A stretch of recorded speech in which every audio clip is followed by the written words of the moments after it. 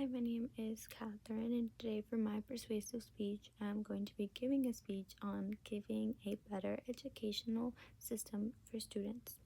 So let's get right into it. So, what do I refer to when I say education problem? What I'm referring to is underfunded schools, so high poverty schools versus low poverty schools, and the unfair advantage low poverty schools have. For example, the materials, teachers, textbooks, all of this. I'm going to be going over 3 causes and one solution I feel we need to work on, because at the end of the day, education should be fair for all students and it should not matter where you go to school, the area you're raised in, it should all be fair because students cannot decide that. So let's get into the first cause.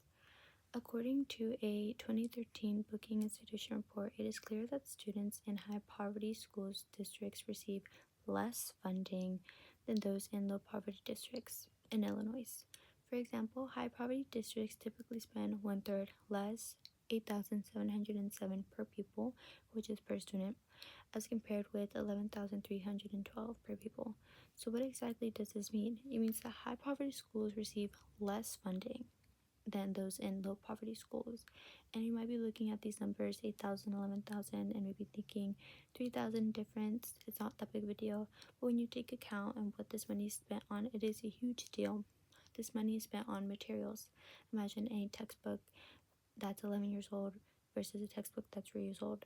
Obviously, a student who's learning from a 3-year-old textbook is going to have an advantage because they're learning newer material that is going to be relevant in today's world versus an 8-year-old textbook, and the material back then is probably not going to be relevant to what we're learning today, and that's going to lead to disadvantage in their education. This money also goes to materials in the classroom. So, for example, a chair that's squeaky versus a chair that has a cushion. Obviously, a student who has a cushion in the chair is going to be able to focus more on what the teacher is teaching because they're more comfortable, versus a student who has a squeaking chair. Every time they move, they're distracting themselves and other students around them.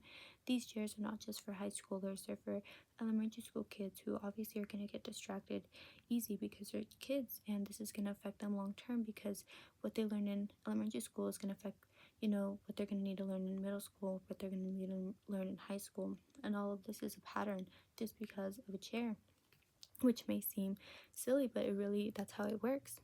And that's something we need to fix. We need to make sure the funding is equal in the way they distribute, not equal 50-50. So the next cause I'm going to be talking about is, according to Education Week 2021, only 50% of underfunded schools provide college prep resources as compared to nearly 80% of funded schools.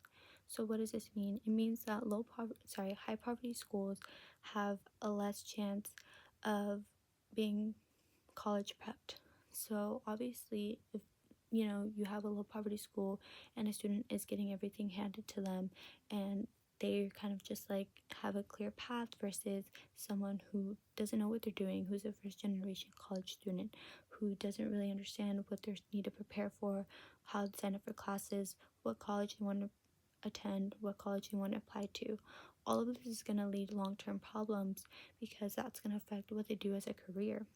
This can also lead to a disadvantage in if they even want to attend school because they feel so hopeless in the way a school uptown is getting all this resource versus their school that's not. It's obviously going to be like, well, if I don't really know what to do, I'm not going to try.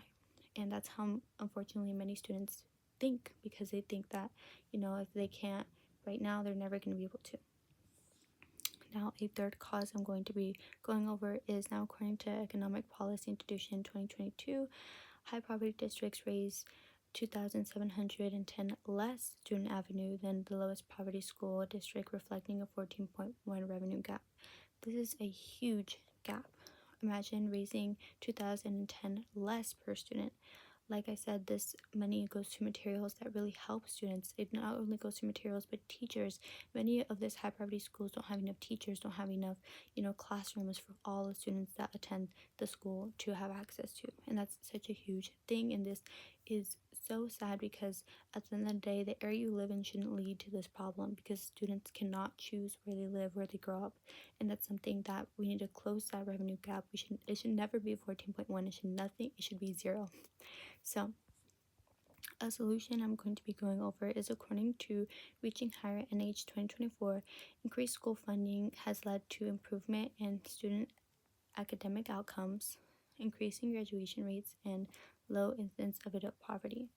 Imagine that. Just increasing school funding, making it fair, is going to lead to student academic outcomes. Obviously, like I said, if a student is not receiving the correct material for, the future, they're obviously going to have a less academic outcome. But if they're receiving that, obviously studies show that they have increased in student academic outcomes, and that's going to increase in in graduation rates, because they're going to feel like they can do it. They're going to feel like, yes, I'm doing great. I want to graduate. I want to go farther in life. I want to keep on going, which is going to lead to low incidence of adult poverty. Like I said, a lot of these problems have long-term effects, and if they are solved at such a young age, it's going to lead to less adult poverty.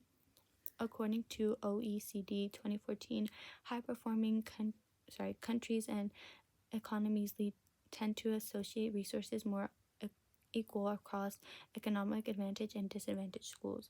So, like I said, there are a lot of countries and economies that are already seeing this problem, and they're already making sure that it's distributed fairly. It's not always going to be 50-50, because not everybody is 50-50 in the school they go to. It's going to sometimes range, because some students are going to need more, and that's going to lead at the end to be 50-50 in the educational system they receive. And that's something we need to work on, because all students should have access to this education. It should not matter, like I said, where they attend, where their parents are doing for work, what the school is able to give to these students. It needs to be fair for all students. A school that's uptown versus a school that's downtown. Don't let students feel as though it's competition and it's gonna lead to, just, I feel, self-doubt. I feel many students feel as though they can't really do much about what they're given. So I want to thank you guys for listening to me, listening to my to a problem I think is super huge. I feel as though we need to really fix it and really take into consideration what we should do for this problem.